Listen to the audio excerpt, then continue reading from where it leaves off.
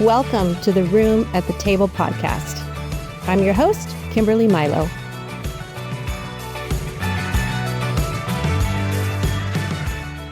Welcome to Room at the Table podcast. I'm your host, Kimberly Milo. Thank you for joining me today, and thank you for following along with the show. It really means so much to me and really to the community of our listeners, because when you like, follow, subscribe, or even rate the podcast or write a review, it really helps other people find the show on the different platforms, whether it's Apple or Spotify or YouTube. And so my goal with the podcast is to really spread the love of Jesus to everybody so that they know He is for you. And no matter what your doubts or history or mistakes, it doesn't matter. There's always room at the table for you. So I'd love to get the show out to more people who need to know that they are loved by God. So when you do those things like follow and subscribe or like, it does help grow the access listeners have. So thank you for joining me today. I'm looking forward to this conversation with a new friend of mine. Her name is Amber Colopy. Is that the right way to say your last name, Amber? Yeah, I got it right. Well, thank you so much for being here. Amber is going to be sharing her journey with faith and also her journey with dealing with a loved one who is suffering from drug addiction and how it has inspired her to help that population, especially with an organization called the James Relief Project. And it's here locally in Southern Orange County in California. And so we're going to spend the next few minutes and an hour or so talking with her about her journey and her process and really how we can spread the love of Christ through her organization. So Amber, thank you for being here. Yes, thank you for having me. I love the idea of what you're doing. I think it's really beautiful that you have a heart for this. So thank you for having me. Oh, you're so welcome. I really appreciate when people send me referrals and other humans out there who are doing incredible work in the name of God, and wanting to help humanity, whatever population is in need and is suffering. It's just so important for us to be the hands and feet of Christ. So thank you for what you do. And just thank you for being willing to take an hour out of your day. So everyone, Amber is a mom of 3. She's also a realtor in conjunction with starting this organization back in 2020. Before we dive into your story about how you met Christ and then ultimately how you've married the two of your faith and then wanting to help people through the James Relief Project, let's go ask a couple lighthearted questions so we can kind of start with getting to know who you are. So pick a number between 1 and 10. I do this sometimes with my guests. 6. Okay. 6 is your favorite sweet treat. Over my life, I've always loved sweets. And lately, a new thing for me is anything banana, which is weird because I do not like bananas, but I like banana pudding, banana cream pie.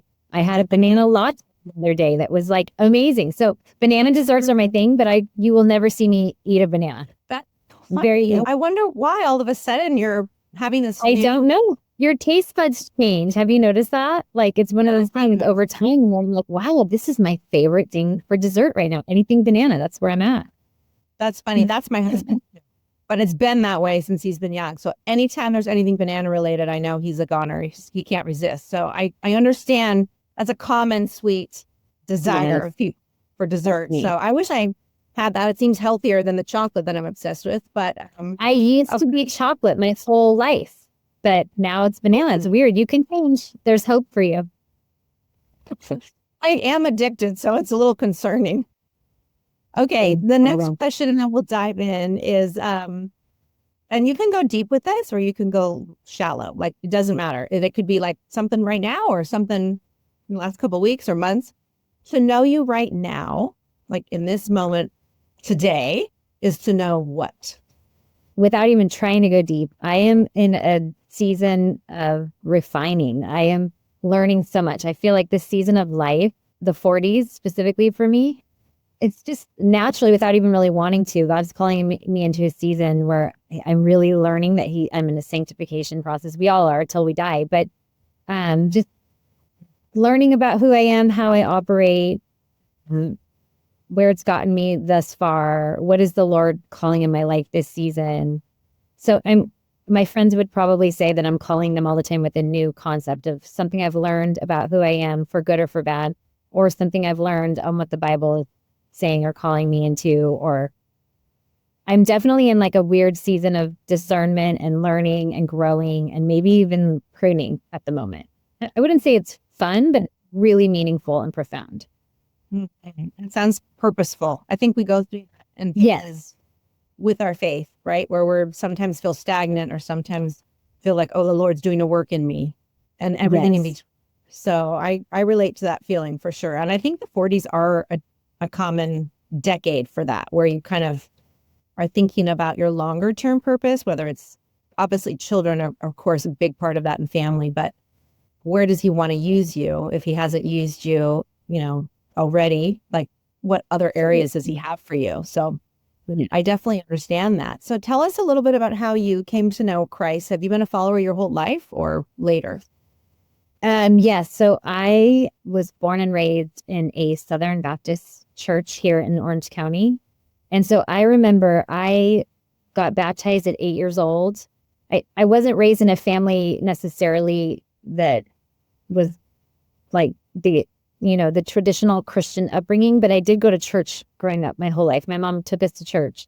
And so it was real to me at 8 years old. I have one of those kind of interesting, weird stories where my God encounter was young and it was real. And it kind of has been that way since. Not that I've always remained on this like amazing track. I mean, I definitely have had some hard stuff come along, but I would have taken a bullet for it at 8 years old. I remember getting baptized at 8, and that's kind of been my stance since then. And so I've been a believer with my whole life. And yeah, as long as I can remember. So simple in that sense, but not necessarily the Christian upbringing where like, my family was in ministry, my parents were together. I didn't have like a very stable or safe upbringing, but my mom always took us to church, and that served me well because I met the Lord at a really young age, which I think subsequently got me through a lot, if that makes sense. The Lord was kind in that way. Yeah. Did you stay following all the way through your youth, even through like went to college through all those years? Yes.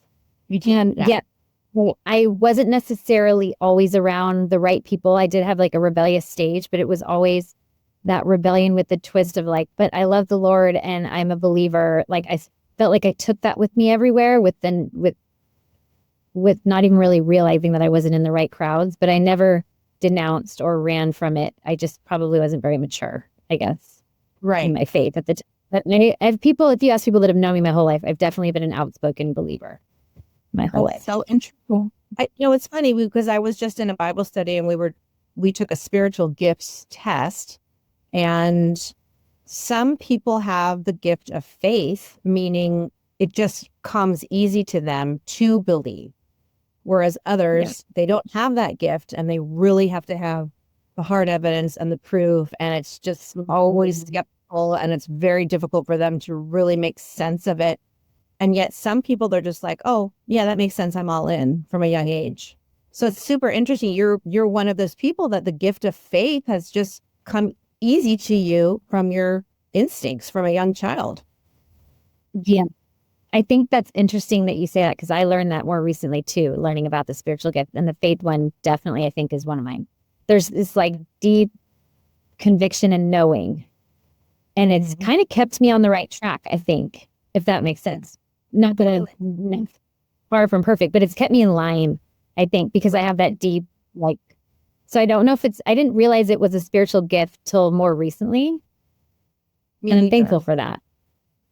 Yeah, me too. I relate to that too. And it's interesting because you sound like you were actually raised going to church, but did you ever do like studies and things like that, or not until later in life? Or you just did church? You did. Raised going to church in youth. And then I kind of, after high school, started owning it for myself a little bit and finding a church that I wanted to go to and started going. And I remember at the time I had not a single friend that was going to church with me. But I joined the life group and met friends and got involved. So yeah, and then I've been subsequently in studies and so on and off my whole life and some sort of study and learning. Yeah. Wow. It's nice when it's instinctive like that because so many people tap in, tap out, tap in, tap out, and then, grow into a grown adult and then realize, this world is actually a much harder place without having a frame of reference of Christ and knowing who you are in him and what the word says about God's qualities and his characteristics, and then who he says you are. And a lot of times we don't find that until we're much later in life. So I always feel like people who know him from a young age, even if you don't know him as well as you do now, are kind of blessed. But, I know that's a generalization and some people have different experiences. Yeah, no, it's funny that you say that because I consider it as a blessing, but I also think it was, for me personally, my husband always tells me, I think it was the Lord's way of saving me through a lot of things that I had to endure as a child and growing up. And I think if I didn't have that faith, I don't know where I would have ended up, if that makes sense. Definitely makes sense. Yeah. Despite trial, you were anchored. Yes, that's exactly the best way to put it. Yes. He anchored me from a young age, and I think it saved me from a lot. I mean, I still made mistakes and, wasn't perfect by any means, but it saved me a ton based on just statistically what I could have ended up like, or what people that we grew up with around us ended up like. And just, it kept me in line. It was that anchor. And I think it was in his kindness that he gave me that faith so young. Because I often think about, I don't know where I would be without that now as an adult. For sure. I wish I had more of that in my childhood to make sense of different things, to make sense of like my own identity and insecurity, all the things you go through as middle schoolers and high schoolers or coming from family with different issues going on. I often wish I had known him during that time because I think it would have been an anchor for me and it would have helped me get through things and make sense of the different feelings and all the, trials and things. So I'm glad that you had that rootedness kind of in him. So good on your parents for trying to do that. Although some people probably listen to this and say, I had all that and I still didn't, I still wasn't rooted. Exactly. I have so many friends that say that they were raised that way. And yeah, I think there's no perfect recipe, right? You bring your kid, you raise them up and you raise them up the way that you feel that the Lord's calling you to raise them, bringing them to church, putting them in Christian circles or helping them make Christian friends or teaching them the word. And it still is something that may or may not catch, or who knows when it will catch. You know what I mean?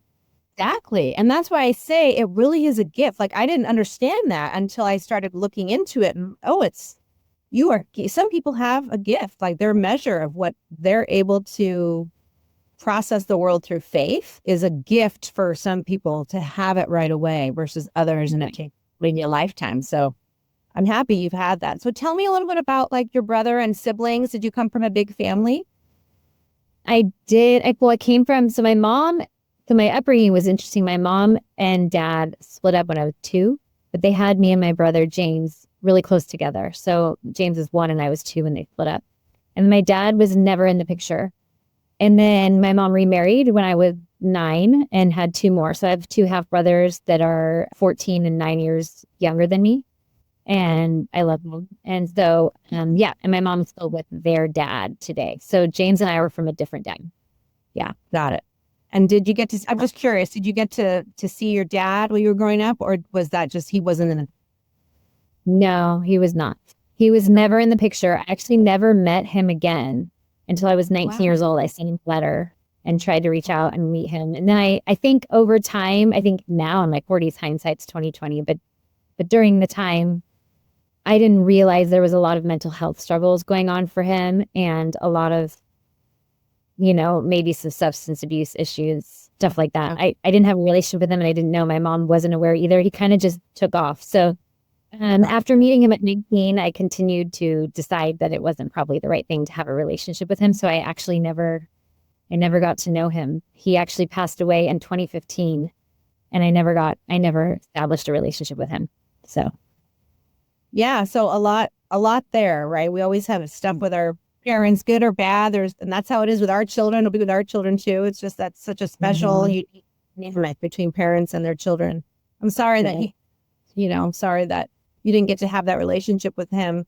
But tell me about your brother, James. So obviously you're like the Irish twins. You're only a year apart. You were super close. Yeah. A year and a half-ish. Yeah. Yeah. A little. Were you guys really tight? Yeah, we were. We were close growing up. We were 2 grades apart, but we were close growing up. But it went in when we were young. And then when we got into more of the high school ages, that's when things started showing for him too, that probably looking back were very similar to what my dad experienced. But so in high school, he started kind of going off the rails a bit. And so from high school until, adulthood, we were close as we could be, being that we were living very different lives. And but we were close. There was no bad relationship. It was more just when we saw each other. You know what I mean? He lived a different life, from me. He started exploring and trying different things and drinking and that a lot of that at that time, at the young age of 10. And growing up, I'm in my 40s now, so this was in the late 90s. We didn't have a lot of language for mental health struggles, right? And so it was hard. People weren't talking about it. There weren't books out there talking about it. And my brother wasn't necessarily saying, I'm depressed. I think there was we saw it as he was partying, maybe getting involved with the wrong crowd. But now looking back at it, it was definitely a lot of self-medication at a young age, probably undiagnosed mental health struggle. And that I can confirm continued to be the pattern for him throughout the remainder of his life. So you were watching this while you were a teen, basically, right behind him, right? A year behind him. Okay. I'm a year. Oh, you're first, and then him. So he's your little brother. Okay. Yeah, he's a little brother. Yeah. Were you trying to help him through this, or were you kind of letting it? You were in your own journey, and he was in his. No, we tried. We tried with what little we knew. I remember I was in my 30s, maybe my early 30s, maybe late 20s before we started questioning whether or not there was some mental health issues. So for so long, it was just this thought, is he just not wanting to get his life together? Why can't he cope? Why can't he cope? Why can't he live, like us? Or why can't he make better decisions? But those were the questions that we asked, but we definitely were very loving, supportive, kind, came around him, invited him to things. But there was something, like missing. More, yeah. There was something more going on with him. It's probably difficult. Someone has an addiction, whether it's alcohol, drugs, painkillers, whatever it is, to know what's underlying the addiction. And often it's mental illness or something else going on there. So that's probably confusing. And so at what age did you realize, okay, my brother is an addict or is struggling with addiction? Was this when you were like in your early 20s or your teens? No, only like 18 or 19, that there was such a series of events that kept happening when he was in high school from freshman year on and all the way up through, I would say probably 19. Right after high school, we were like, because he didn't finish high school and things were kind of spiraling. And then it just turned into a lot of other substance abuse issues and some criminal history relating to that. And so his life started definitely, heading down a different direction. And then what would happen is, it would ebb and flow. Like there would be seasons that he would be sober and healthy and he would come around a lot and he was there for Christmas, and then he would, fall off for a bit, and we'd find out later that he relapsed. And you know what I mean? So it was And that's a really common cycle, right? When you're talking with addiction, like they feel so grateful, they're healthy and whole, and then they fall off the wagon and then it comes back again. And so were you thinking at that time there could be mental illness going on, or not until that? You were even at that? Well, actually, he did get a formal diagnosis when he had a couple jail stints in there. And when you go to jail, he did end up going into, I forget what they call it, but it's the mental health division. And so when you get put in that division, they usually run some tests and they have you med compliant. And that's when he got a diagnosis from a psychiatrist and he was medicated. And during that few months that he had to be in jail, it was like crystal clear the difference we saw in him versus the James that we saw outside, if that makes sense. So that was when we kind of became aware. And I started realizing, even though I had no connection to my dad's side of the family, I did start talking to one uncle and realized that there was a lot of mental health on that side of the family, that maybe there was some inheriting on my brother's end, because it sounded very familiar as to what we were dealing with, not only with my dad, but just some other people in the family as well. So I feel like we kind of started putting the pieces together, maybe too late, that he had some mental health struggles. And especially when we saw him clear as day on medication, just a very different version of himself. And did he notice that too? Like, was he aware and, okay, I see I'm a different human being when I'm taking the medication, the healthy medication, not self-medicating with drugs or alcohol? Yes. He noticed it too. He did notice that and was happy about that. But then what oftentimes happens with those on medication for bipolar, other types of disorders, is that they don't continue to remain on their medications. It's difficult to want to stay on them. And so that's then how his story went in a lot of ways too. He was on medication, then he was off, and then he was on, then he was off. And so was that his diagnosis official, was the bipolar? Yes. Yeah, really common thing where they don't like the feeling on it because they don't have the creativity and the highs and the energy, right? It's almost like it feels like a downer. They don't feel they don't feel like themselves. There's weight gain. There's all kinds of things that come along with some of these. And a lot of times it's about finding the right medication. And unfortunately, right. I don't think he had enough access, nor gave it the proper amount of time to figure out the right medication. There was a lot of things I think we could have worked on with what we know now, right? Right. I do think there is a trial and error with some different types of medication and, different ways to treat things, Actually, for bipolar disorder, I know that can be a long time to find the right cocktail. But what I imagine with that is also, and maybe you know about this, I'm sure hormonally, when your body's changing with menopause or teens, like whatever it is where your body is maybe chemically changing, then the medication has to change again. So it just feels like a very arduous, long road for them, and they're already struggling. So he didn't stay on the medication, is what you're saying. No, ultimately, no. He did not. But he did have some really strong, healthy period being on it. And he was sober for a full year, thriving. He got baptized. He was in a great program, rededicated his life to the Lord. And so we did have a good couple years in between, before things got bad again. Okay. Or got, so hard again. And was he married, or did he have a girlfriend? No, was he never married? Okay. And so was he living on his own? Was he able to function and have work partly, or did he have to stay with your mom, or how did that work for him? Some of the time, and other times no, because he wasn't healthy enough. And so what ultimately ended up happening is that he became homeless, and at his own demise, not really necessarily with us wanting to do much about it. He chose that lifestyle. And at that point, he was heavily into self-medicating and other forms of street drugs and other things. And so he lived on and off the streets and would come around here and there when he needed things. And that was so heartbreaking to see. And I had friends that would call me and be like, I saw your brother in Newport. I saw your brother in Tustin. So it was definitely a few years of struggle where we knew he was sleeping on the streets. Yeah, it's just heartbreaking. I mean, it's heartbreaking for him. It's heartbreaking for everyone who loves him, whether it's you, your mom, his stepdad or whatever. It's just friends. I mean, you just want to help them so badly, and you can't get inside of them physically and tinker with their chemistry and make it all heal. You just have and being that they're adults, you can't make somebody do something. You can't, that was hard, is that you can see so clearly what might be a healthy choice for somebody, but you can't force them to make that choice. But then it's this gray area, because they might not be thinking clearly enough to make a healthy decision about their own mind and body. Right.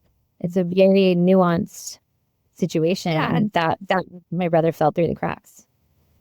I'm so sorry, that was his experience, your experience, your family's experience. It's very common, sadly, that so many people understand what you're saying, and I've witnessed somebody go through mental health challenges and then get into addiction and the downward spiral. I just have a dear friend who's, she's in her 60s and her brother just passed, and he lived that lifestyle too, where he was homeless most of the time and addicted. And it's heart-wrenching because the suffering is just so deep and you want to help so badly and you try and you do what you can do, but ultimately it's between him and God, right? And his own mental health, where how he can make sense of it, because they don't want the help after a while, and they get stuck in that pattern. So I'm just truly sorry for the suffering that you've been through. You've obviously learned so much. And as a believer, I'm just really curious, how was your faith? How has your faith been?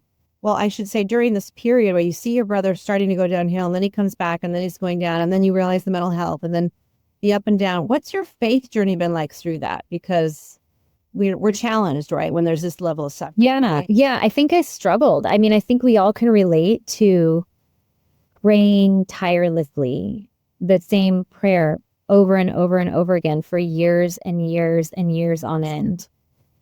And then there's always guilt too. Like, during his hardest seasons, I was, married, having children. And then there was an element of, we didn't know what kind of person we would get. So should I bring the kids around? Is he coming? Is he not? Like, is he going to show up sober?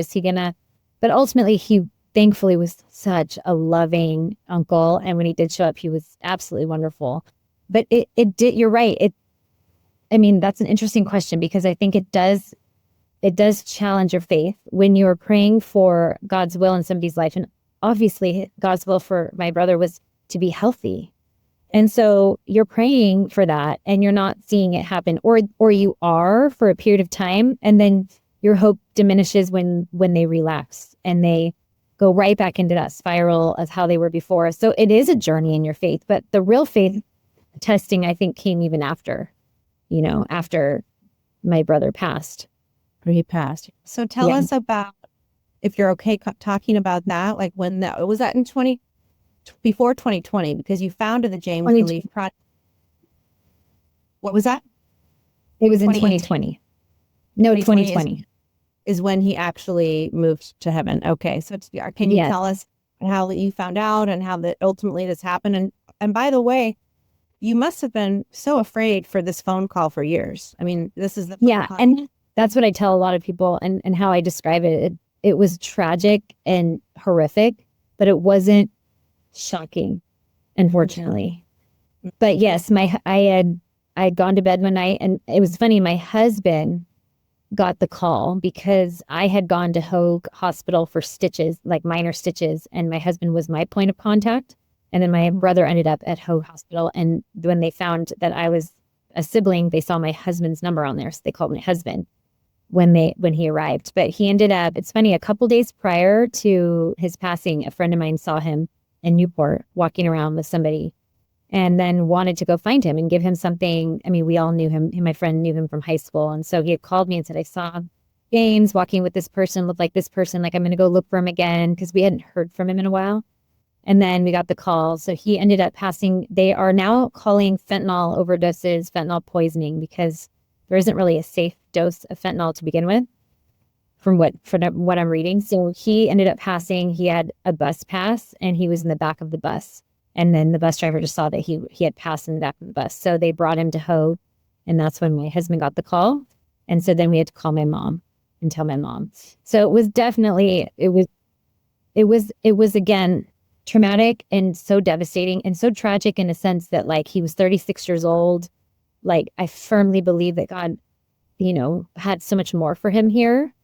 But it wasn't shocking because, like you said, there was always that thought in the back of our head. When you have somebody living that kind of lifestyle, it's very risky and scary. There's a lot of things that can happen at any moment. So it's definitely a devastating phone call, even if it wasn't that surprising. Right. If that makes sense. Absolutely. I mean, you're dreading it, and mentally, I think part of what we do as humans is we prepare ourselves and we think about that worst case scenario. But of course, you're not ultimately prepared emotionally for that kind of trauma. So I'm just so, so sorry.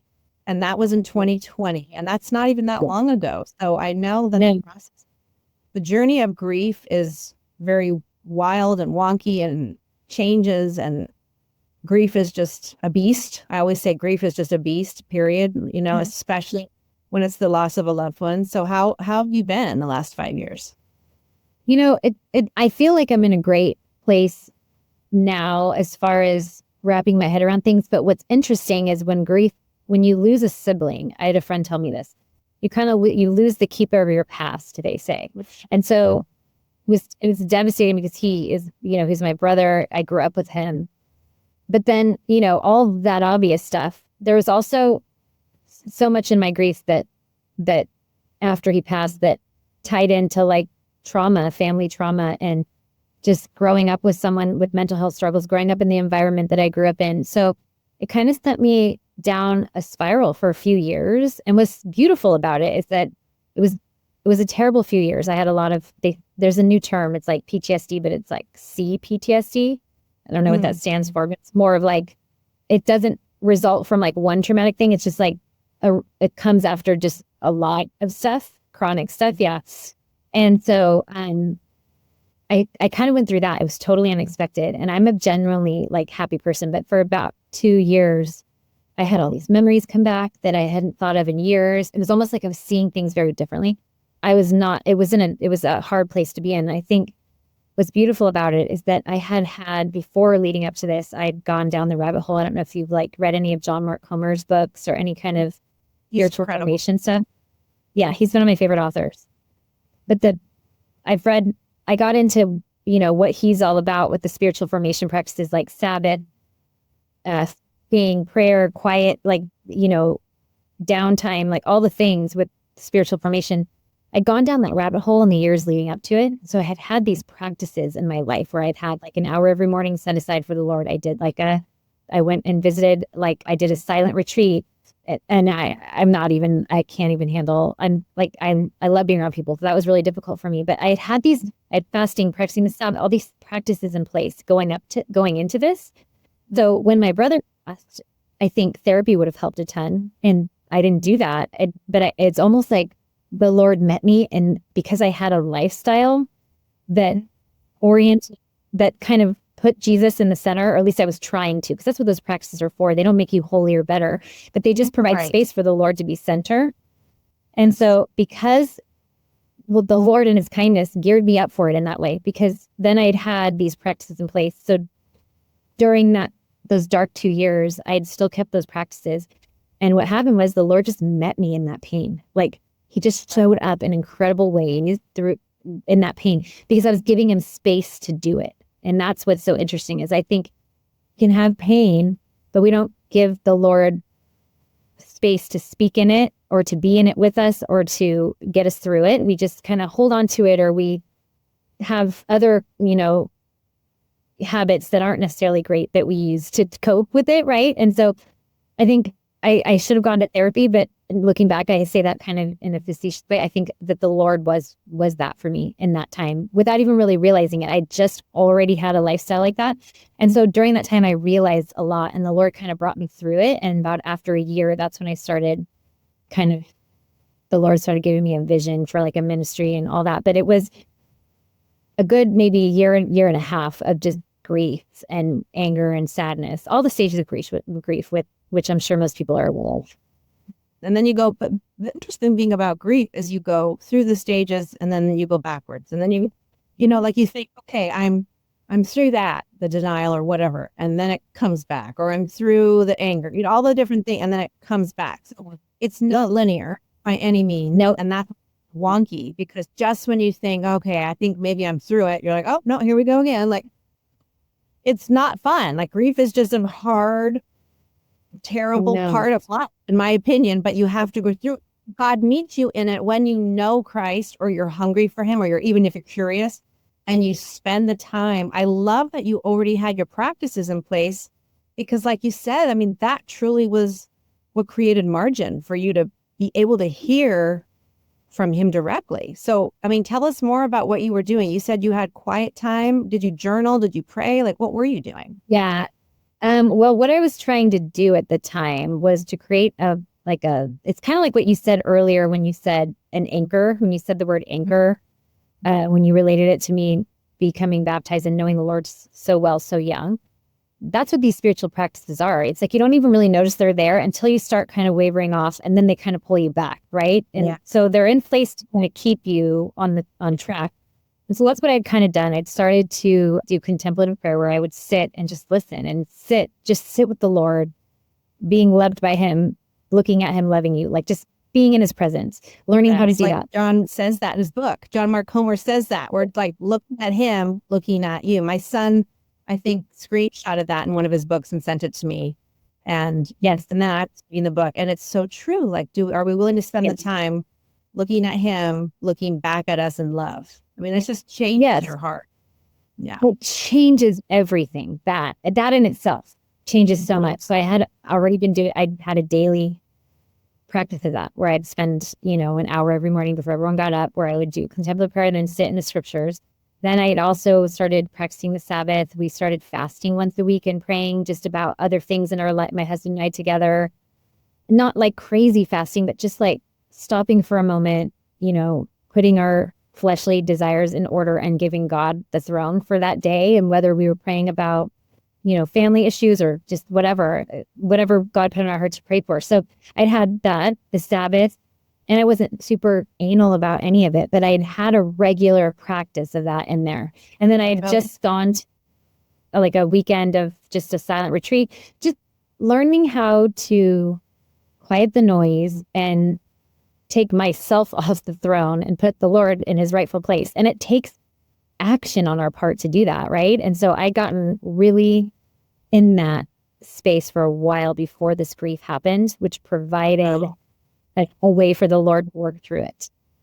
Gosh, that's so amazing. And when you're talking about this, it just reminds me how so much of us, me too, half the time, we don't want to take that space.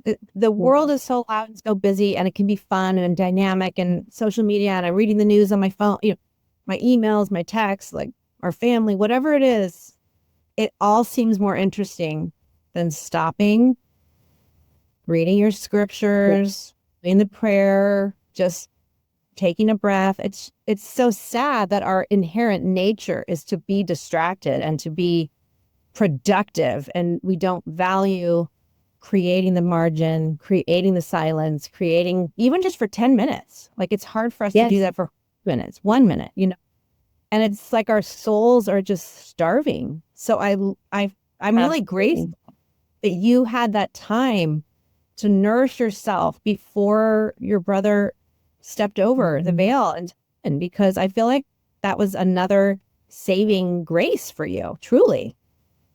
It was. It really was. It taught me that when you give the Lord your pain, he can work wonders in it and multiply it. He does what only God can do. When you give the Lord your pain, so much can come out of it that you don't even know that the Lord is capable of doing. And so that's kind of what I spent a couple of years doing. And it was very helpful. And I'm not saying that therapy is not great either. I'm just saying for me at that time, that's what I ended up doing, and it worked. Well, that was your therapy. So you your therapy? Yes. It was great because Go ahead. Oh, sorry. I was just saying that is the Lord. He is our ultimate Father, right? He is our teacher. He is our advocate. Like, he can show us all these things if we are willing to sit with him, right? And learn.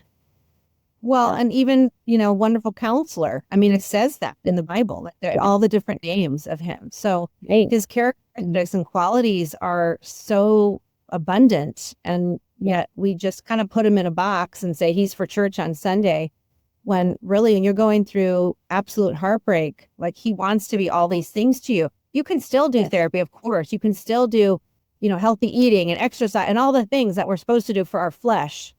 But our souls are just starving for him. So I'm grateful you had your faith through this entire journey. So tell us about then. Now you're a year and a half in, did you say, or 2 years? And you started getting then? The project. So if you would have told me years ago that this is what I would have been doing, I would have never, ever guessed. I mean, for so long, I was so desensitized by the way my brother lived, and so just emotionally devastated by it that I wouldn't even want to pay attention. It would be too much for me to even see it. I would ignore it when I saw it. people sleeping on the streets. I just was so not at all what I thought I'd be doing. But it's interesting, over a period of time, just by sitting with the Lord and having that routine, he slowly started to kind of break my heart for what was happening around me, specifically with fentanyl, but also just with looking around and thinking like, this is not the life that the Lord has for people to live this way. And we have to do something about it. And so it kind of turned into, I started to read newspaper articles, or the podcasts I'd listen to would be about it. Like, when the Lord is speaking to you, it seems to be a theme. Like, so everywhere I turned, it was that. And my mom had left me an article in the LA Times about, what's going on in LA on Skid Row and just what's happening over there. And so I just thought, I started to read all these things, and I just felt so burdened. And in my quiet times every morning, I would have this vision of like bringing an easy up tent and like doing a worship service and bringing food and allowing people to come and be prayed over and have an opportunity to receive the Lord and all that. So I had this vision. I remember telling my husband all about it. And he was just like, that's amazing. But like, how are you going to do that? Just you, like being a female, just me, only me. Like he worked, but he would help. But like, seems dangerous is what he said. And seems like, a lot. And you would need a team of people to help and all these things. And I remember saying, I don't know. It's a good question.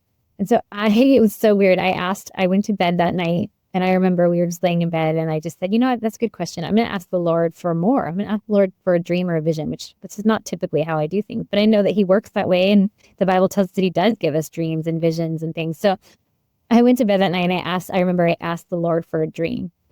And I remember I woke up the next morning, and I'd had a dream, and the dream was so interesting because it wasn't exactly what I thought it would be, but what it was I had this dream that I was at a conference, and the keynote speaker, and I thought was his wife, but it was just another female that he was with. The conference was over, and I think it was like a political or some kind of an important conference.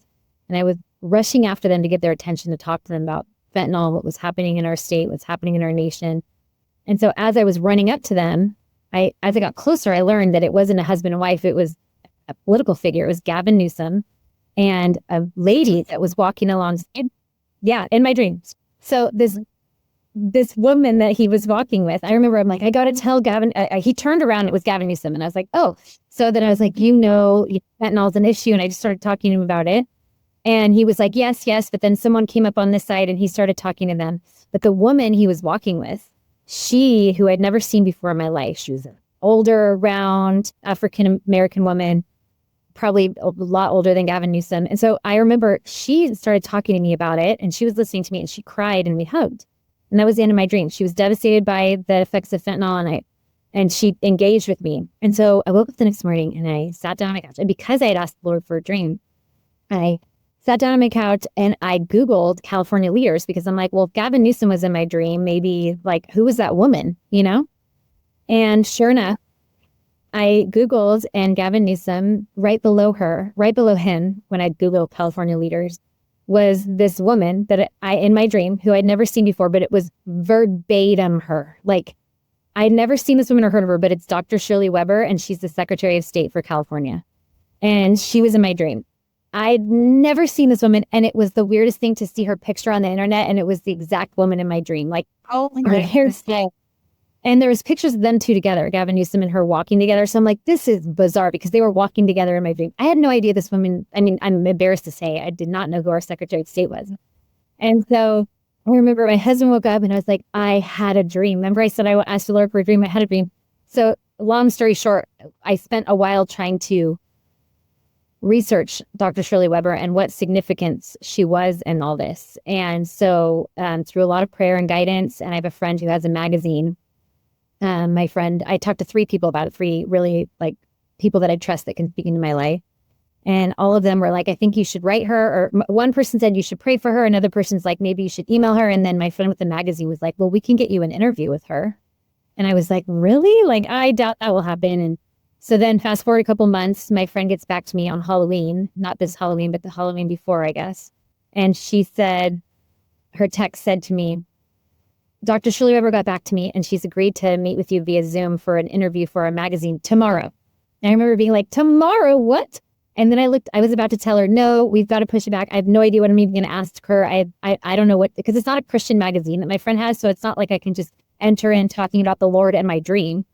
And so I remember I could tell her, postpone it. I can't do it tomorrow. But then I remembered, I looked at the calendar, and this was Halloween. And the next day was November 1st. And that was would have been my brother's 40th birthday. His birthday is November 1st. And that's when I was scheduled to have with her. When? And so sure, yeah, it's just God moves in crazy ways. So sure enough, the next day I had this interview with her, and I'd studied a little bit about her leading up to it, but I did not know what I was going into this interview for. I knew I was going to write something for my friend art magazine, and I just was leaning on the Holy Spirit to guide me through it. And ultimately, I never told her about the dream, but what ended up happening is that she ministered to me. It turns out she's a believer. She goes through it, like she had basically said a few things that just like, when God is speaking to you, it was just like, if you see a problem and you don't see a solution, like become that solution, like all these things that she kind of poured into me. And so I remember being like, okay, I'd asked the Lord, like, please put it on my heart to bring up the dream. And none of that, it was like it was an hour conversation, and that didn't have time to come up, but it didn't feel like a waste because she kind of poured into me and like kind of like watered the seed that the Lord had already planted. And then you fast forward, I remember I filled out my nonprofit paperwork, and guess who you have to file? Guess who I got a letter from in the mail? It was Dr. Shirley Weber with her name signed on it. Oh my gosh, this is crazy. Like God was telling you. He was just showing you. So, yes. And I don't know where we stand now with her. I've still been praying for her, and kind of like, I don't necessarily feel like it's a politician I've ever followed or know much about, but only God could have done that. And I don't know where the story ends with her. I've continued to have little things where I've met people that she goes to their church and random stuff. I have no idea where it ends, but to see her name stamped as a signature on one of our documents, I thought, this is like, so the Lord clearly called me to start a nonprofit. Right. But he gave me the vision and burden for it. And it has just been, so that's kind of why I started it, if that answered the question. It's so powerful, and it's so affirming to hear that when you feel called to do something and you're kind of saying, Lord, is this from you? Is this not from you? And then to have the affirmation like that. One of my other guests, who's also an author, says what the Lord endorses, he resources. And that's exactly what happened here with you. Like he was endorsing this philanthropy and he wanted you to do it. And then he resources you with showing you kind of a couple steps along the way of what you're going to come across. So that must have been so encouraging for you, and kind of like the green light, like, okay, let's go. I'm on the right track. Yes. And what's weird is that she just ministered to me in the sense of like empowering me to become a solution and to make a change. And she lives a very, it was inspiring to have a conversation with her. But then that first full circle moment when I get the paperwork and it's signed by her, I just thought, Lord, you're so good. I still don't know what you're doing with her, but you were so clear and so kind. Like, I'm not a person that has dreams and visions all the time, but I went to bed that night. I think I was reading in the Bible a story where somebody got a dream or a vision. So I maybe it was Daniel, or maybe it was Daniel and the king and being able to interpret his dream and stuff. I just went to bed that night thinking, Lord, would you give me a dream? And he gave me this dream. It's just God is kind. He's good. And he wants to speak to us. Do you know what I mean? He's a personal God. He's just a personal God to meet you, each of us, wherever we are, right in that moment, if you'll only be open. And that's part of why I want to do, why I want to, and why I am doing the podcast, is I want people to know he's so for you. He's right there with you.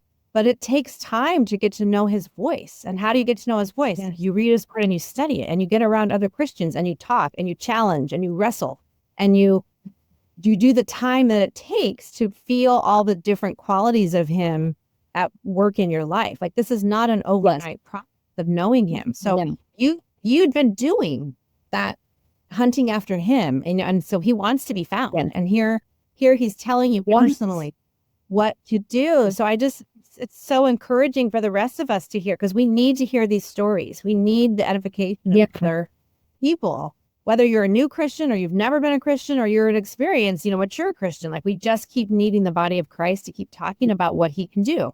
So now, did you know that was going to be the name when you got that form back? You had named this philanthropy the James Relief Project? Yeah. So interestingly enough, before I had the dream, that day I felt this burden of like with the tent, and the calling people up to, receive the, have an encounter with the Lord or to get prayed over. The Lord gave me a vision of everything. He gave me the logo, he gave me the name. And then I remember researching what James meant, and it means surplanter or replacer or reliever.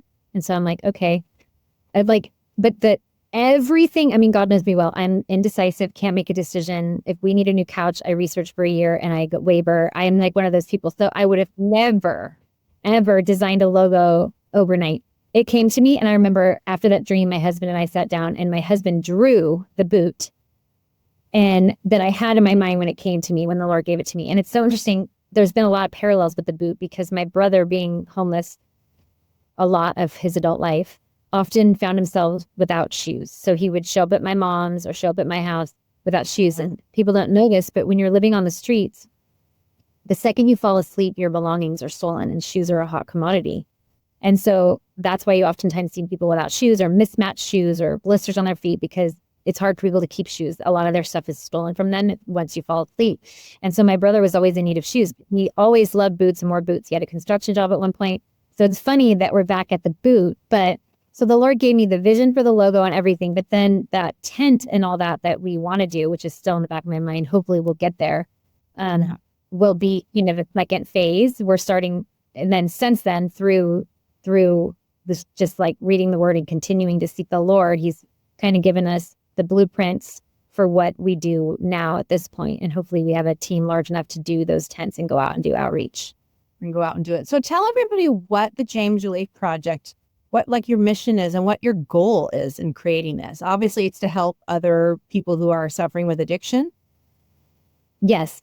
Actually, no, we exist to come alongside people that are seeking to regain stability. So that could be women coming out of a traumatic relationship and taking their child and leaving and having no savings. It could be substance abuse, mental health, trauma, any of the above, anybody that's seeking to regain stability. So basically we empower, encourage, and equip those that are seeking to regain stability. And we do that by streamlining the process. So if somebody comes in, it could be you could be living on the streets, or you could be in a sobriety, a residential recovery program. You could be living at home, but we will meet you where you're at. You come in, we do intake.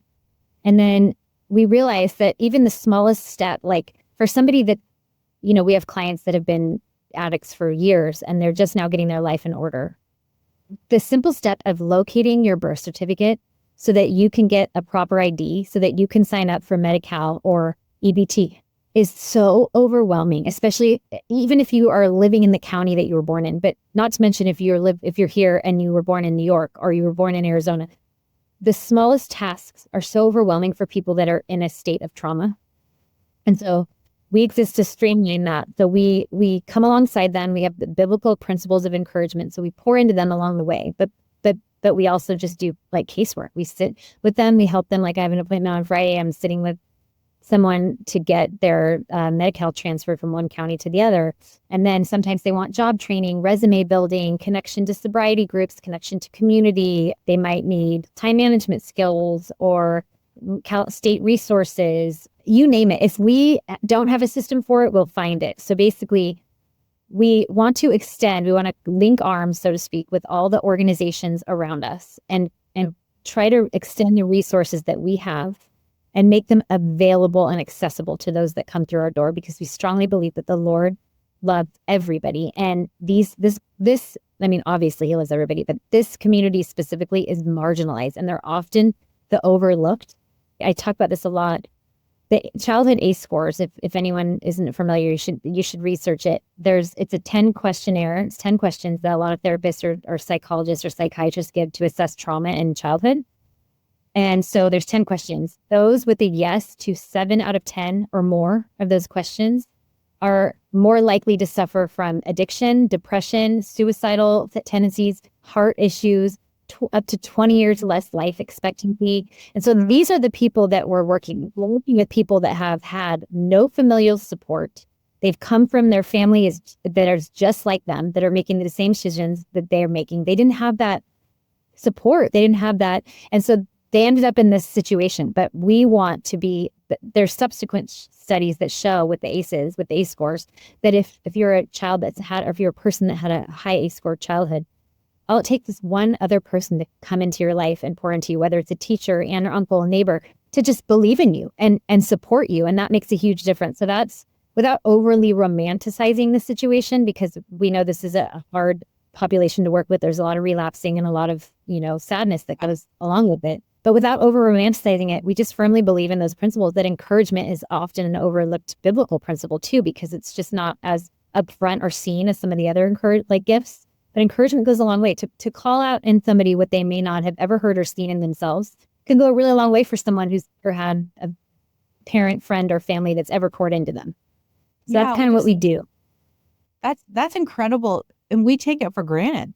I mean, for those of us who come from, a relatively stable home and we're educated, I mean, we take for granted that there was a teacher that maybe poured into us, or a parent or a family member or sibling, a neighbor. But I mean, when you talk about just something as simple as encouraging another human being who's really never been encouraged, I mean, that alone, that breaks my heart. Like someone just not saying, you matter. You have a purpose for his life. God, you are made in God's image. He has you here for a reason. I mean, something so profound and yet simple. It's shocking to think that there is somebody all over the world who doesn't ever get that. Yeah, and it's such, it's not that they're not to blame for how their lives turned out, because we all have autonomy and can make voices. Right. But it's just the ability to make a sound, healthy decision when you have had nothing but trauma, poverty, abuse, whatever it is that you've been through, is so much harder, I think. And so there's a sense of empathy and compassion there, not only just for that, but just that they're also sons and daughters of the Lord that have nobody really a lot on. So I think that's what to land the plane in that, that's the full circle moment with my brother, is that he probably had a high ACE score, just like myself. He had some undiagnosed mental health issues. And now to sit across from somebody that is living very much like he did, in his name and with his name being on it, to honor him, we're able to now have learned and try to figure out ways to come alongside people in ways that we may not have been aware of when he was alive, which is the irony of all of it, right? But I think it's neat now that the Lord has revealed to me and given me some sort of love. I think before I didn't have that, and now I'm learning that the Lord loves these people so much. I mean, people talk about revival happening. I mean, it's with these people too. I mean, they are among our community, and the revival is going to happen with them too. The Lord is pursuing them. I firmly believe that. When you're coming alongside, well, I have so many questions. One, I want to know, how do you find these people? But two, when you come alongside of them, are you talking faith? I mean, because these people, they're just trying to survive. They're just trying to get off the streets, out of their abusive relationship or whatever their trauma is that they're trying to get stable.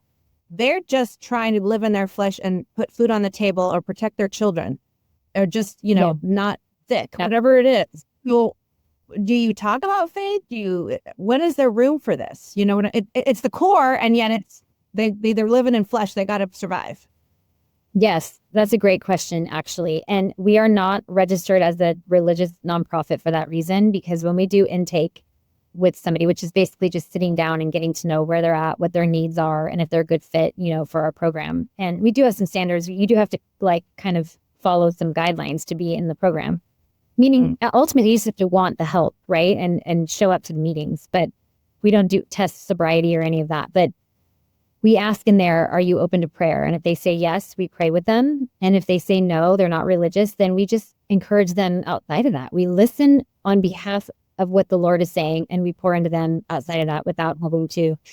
And a lot of it's simple anyway. We're not, speaking, a Christian-y type of language. We're just saying, hey, to the believers, God has big plans for you. There's a hope and a future for you. He's, walking with you. And then a lot of times if they're not open to prayer, which honestly, 9 out of 10, they are open to prayer and they are seeking. But yes, to answer your second question, which does help kind of what I'm saying, is we partner with some organizations that require intake for a lot of some residential programs and some recovery organizations that require intake for their people they require their clients to do intake with us. So we kind of come alongside and help support the program they're kind of already in. That said, we do help people outside of that. If they're referred to us by churches, or they might come into a church and have needs, and then the church sends them our information. That's usually how we're getting connected to people at this moment. So what do you do that's different from, because I mean, you do so much. So when somebody refer someone, a client, a person to you, what are they looking for that it's like the church couldn't offer job skills or, that kind of thing. But if there's another philanthropy, like give me an example of how another philanthropy might say, okay, the James Relief Project can help with this versus what they can do. Okay, so yeah, that's a great question. Churches often, which is something that I'm learning in my own training that I would have never known, but usually there's a plan. Churches have protocols and procedures in place, right? For if an air conditioning breaks, or if a window needs to be replaced, or if they need to hire someone to come and clean, they usually have a plan for it. And what I'm learning is that a lot of churches, not all, but a lot of churches don't have a protocol in place for what to do with people that walk through the doors that might need might need resources and help. And the average person did not really know how to help someone navigate. Even in these programs that are referring people to us, they're overwhelmed and inundated with managing their clients, sobriety and their group sessions, all the things, managing the insurance for them to be in the program. But they're not privy to how the state of California works with Medi-Cal and how to help them. They don't have either the time or the wherewithal to sit down and build a resume with them to help them look for a job online. We have computers in our office. They can come in and they can search for jobs, and we're there to help. Even just helping people locate their children that are in foster care. A lot of women we work with have children that are in foster care in another county. Some of these caseworkers don't have the time or the resources to do that. So we kind of augment those programs really well because we can relieve a lot of the burden on the caseworkers.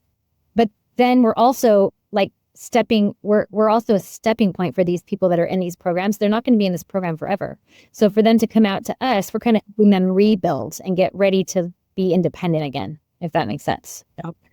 Yeah, for sure. And so how did you learn how to do all this? Because I know I used to run a nonprofit and it was already established when I came into the role. And so I had to learn the business, but they had done all that hard work of legally.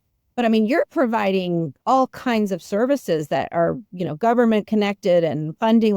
How did you just literally learn trial and error? Or did you I know you have 3 staff, you and 2 other women, it's just not a big group.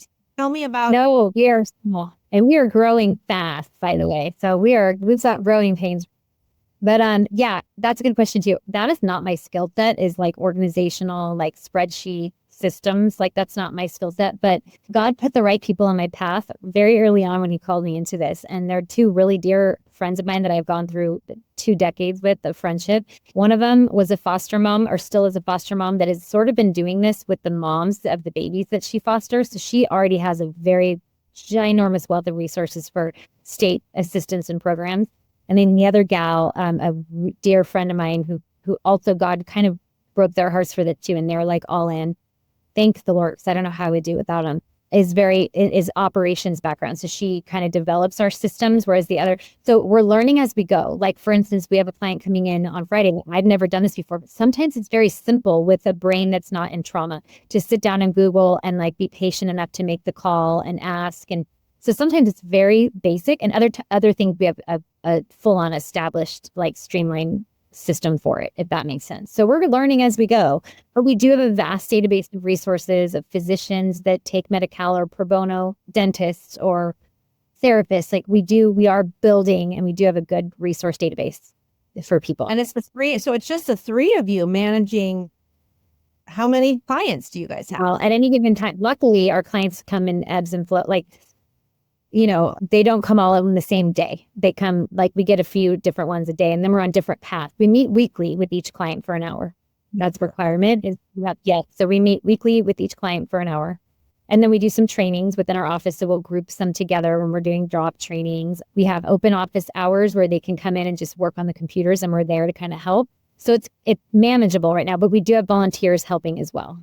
Oh, okay. That's what I was wondering. So you have actual bodies who have some sort of skin in the game, background, something, whether it's related to content or nonprofit or psychology. Yes. What about therapy? Do you have mental health professionals to help some of these people, or? Not in office. So the way we work is we only connect people to resources. So we don't house, we don't employ, and we don't give money, but we make connections. So if somebody says, I'm looking for I need a tattoo removed off my face so that I can move on in life and get a job. We have tattoo removal artists that we've, worked with that we could call and maybe set up, a contracted rate with or a pro bono visit. So we try to kind of bridge those gaps without getting involved in medical records or any kind of employment or housing. We have connections to housing, but we don't house people, if that makes sense. We do have a scholarship program for the people that are in our program. So if you've been working with us and you've been in the program for a few months and you need a computer or you need something, then our board reviews scholarship applications for our clients that have a need. Right. And quarterly we review, and we can give out things like that, like scholarship based stuff. But for the most part, we don't give resources. We don't give money. We're not somebody that can oh, I need help with rent this month. Can you help us? That's not something that we do. So how do you I'm just curious from in the nonprofit world for your funding, how did you guys get started? Was this something that you just personally funded, or you just went and asked people you knew? And first, yes. Yeah, at first I funded it, and now we have monthly givers that support our overhead. But we still need. I am drinking from a fire hose when it comes to. I have a background in sales, being in real estate, but I'm drinking from a fire hose when it comes to trying to figure out how to manage the different streams of income for a nonprofit. Right, so you have large donors, you have grant, you have monthly givers, and you have galas and all the events that you can plan. So we're kind of trying to do all that right now because we're kind of experiencing some growing pains. So that's kind of on my list, is to kind of figure out how to connect with those that might have a heart for this ministry and see how the Lord provides. It's keeping me on my toes, I'll tell you. Oh, for sure. And you're still doing real estate. So you're doing and a mom and wife. So you're still doing you're wearing all the hats, I should say. Yes. Yeah. So tell me about, you have an event coming up, I think, right? The first Sunday of December. And that was partly why we're wanting to get this posted before that. So tell me about the event that you are doing in early December, so we understand about that in the local community. Yes. Yeah, we're partnering with Riverbank, which is another nonprofit. This is our second event. Last year we had one. It was such a success. So this year we thought it'd be fun to partner with Nadia at Riverbank, which is an amazing local organization. So she's great. And so we're partnering with her. We're going to have it at her warehouse, but it's a blessing bag event. A lot of Christian schools do this, but basically rallying the community together. It's very family friendly. We're going to have Christmas, very Christmassy. And your ticket for the event goes to a bag that you purchase. And so people come, we provide all the things to put in the bag, but it's even we have a little station for even a personalized note that you can write or a kid can decorate.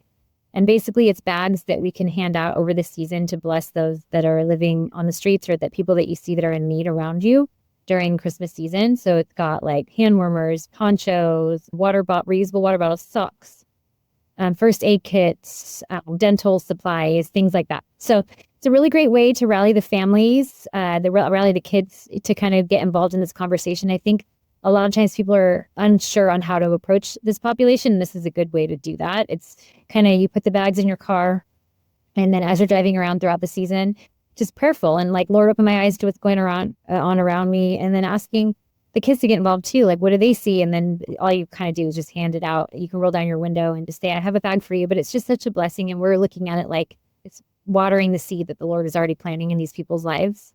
And so hopefully they feel there's an option hopefully they feel loved by it at the end of the day, but also there is a resource card in there. So if they're looking for help and they're ready to make that step, there's some resource card information in there too.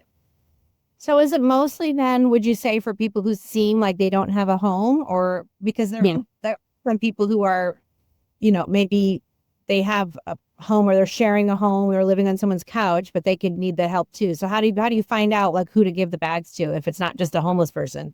That's a good question. Most of the time it's people that you see that are in need of it. But I think that the Lord worked in really amazing, mysterious ways. So however you feel that you want to pass it, totally up to the person. But most of the time it's for people that you might see that are in need. Got a bag that's reusable. You can put your belongings in it. Okay. And so people buy tickets to go to this, and then are they actually helping to stuff the bags, or are those already done? And it's more only their own bags. So it's kind of cool. We have an open house from 2 to 5. You can come for Christmas treats, desserts, kind of learn more about our organizations, meet other people, meet us. And then you come and you can assemble your bag and then you can go. So it's not like a long event. It's not a huge time commitment, but it's more like come and make your bag, meet us, get to know who we are, or don't, just kind of make your bag. And then you can head out. Some people that can't make it still want bags made just because we will pass out the bags throughout, the season and the year.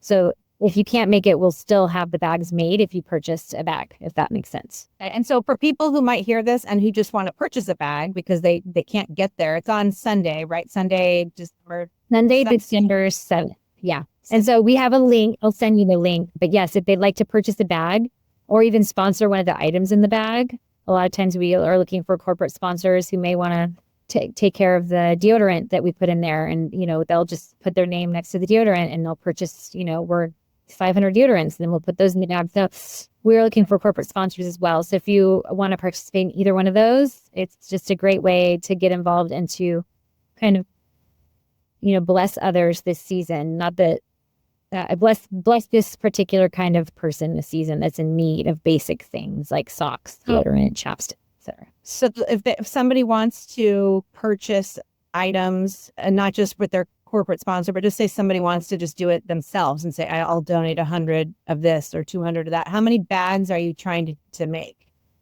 Our goal is to make 500 bags. So yeah, individuals have already asked, can they sponsor the chapstick or can they sponsor? Yes, well, we're totally taking it from individuals as well. Okay, great. And then you said there's a link for that. Is that on your website or where exactly is that? No, it's in our Instagram profile. And you can look at the James Relief Project on Instagram. It's there. I'm just so impressed with how you have turned your pain with your brother into a beautiful purpose, and not just to help, but for people to feel loved, and as Christians, we say that's the love of Christ, but they may not know that's, what our heart's intent is through the blessing bags or all the other work that you do year round. So I'm just grateful for people like you who take their suffering and they turn it into trying to alleviate suffering for other people who are so desperate to know that they matter and they can have a better life, and that there's organizations like you that provide resources to help them, but they have to want it themselves. And mental health is such a real, overwhelming part of this, right? Depending on whatever someone's issue, whether it's addiction or not, it could be, dysfunctional, toxic relationships or abuse, anything. So just thank God for you. And I hope that the James Relief Project just continues to grow. I mean, you're fairly young. It's only been years? How many years? 2-ish. Yeah. So we're young. Yeah. So but it's like the harvest is plentiful, right? So there's so much need. So that's like our goal is to be able to expand our resources to more and more people. For sure. And I can be praying over that too. But before we close, I always ask my guests this, and sometimes I think it's going to be an obvious answer from a guest, and it's actually not. The question I ask everybody is, who do you also wish knew that there was room at the Lord's table for them? Because so many of us humans don't understand. He's hungry for all of us to know him. Doesn't matter our sin or doubt or different lifestyle we've been living before knowing him. So who do you wish really understood there's room for you with all of your stuff? People that don't feel like they're welcome to the Lord's table. Yeah, I would say aside from the people that we serve at JRP or the James Relief Project, I would say my 2 other brothers, they come to mind. They are such amazing people. And I want them to know that there is room for them at the table where they just as they are now, currently where they're at, that the Lord is pursuing them and that he's made a space for them and that he wants to know them. So yeah, definitely my brothers, my 2 other brothers. Yeah, we can all relate to people we love close to us who don't know him yet. And the Lord knocking at the door. So God bless you, Amber. Thank you so much for joining us today. And I wish you the best of luck. And I'd love to pray over you and all the people that you're serving, if that's okay, before we close. Sure, that would be great. Thank you. Father God, I am so grateful for people like Amber who take just devastating suffering and trauma and they turn it into something that does provide hope and meaning, and they want to serve that you're underprivileged and you're underserved, people who are marginalized or not noticed. And So I thank you, God, that James' life is moving through all of Amber's work. And I praise you, God, that James did come to know you and that he is with you now. And he is also part of the wind behind Amber's back in creating this beautiful organization to help people who are struggling to get back to the abundant life that your word says we all deserve because you created it that way. You want us to have that life, not of anything we've done on our own, but because that's your grace and that's the mercy of Jesus. So I thank you for the life of James. I thank you for Amber. And God, I just pray over all the individuals she has come across, she is working with now, and she is yet to know that they come to know they are valued and worthy and loved. Doesn't matter their past, doesn't matter their pain. You are for them, and that you can heal and help them move forward. And it's through people like Amber that is how you work, as the hands and feet of you. So I thank you, Lord, and I bless this organization in the name of Jesus Christ. And so it is. Amen. Amen. I want to thank you too. I think what a great platform that you're creating, and just your obedience in this, like to highlight local stories of what God is doing. What a gift. So I want to thank you for that. I really neat, and I'm looking forward to supporting you in this. Oh, you're so sweet, Amber. Thank you so much. It's a God assignment. You're on a God assignment. I'm on a God assignment. And trying to be obedient as we find our way through. So Yeah. right, but he doesn't call the equipped, he equips the called. So I'm right there with in the journey. So God bless. Yes, you as well. Thank you for having me. Thanks for listening to Room at the Table with Kimberly Milo, friends. If you're enjoying the show, please like, follow, rate, star, and review it on Apple Podcasts, Spotify, or YouTube. This all helps grow the show and helps listeners find us. And if you know of a Christian with an amazing testimony or ministry, feel free to direct message me on social media at Room at the Table with Kimberly Milo. Or you can email me at roomatthetableforyou@gmail.com. Thanks for your support, and remember, God loves you, and so do I.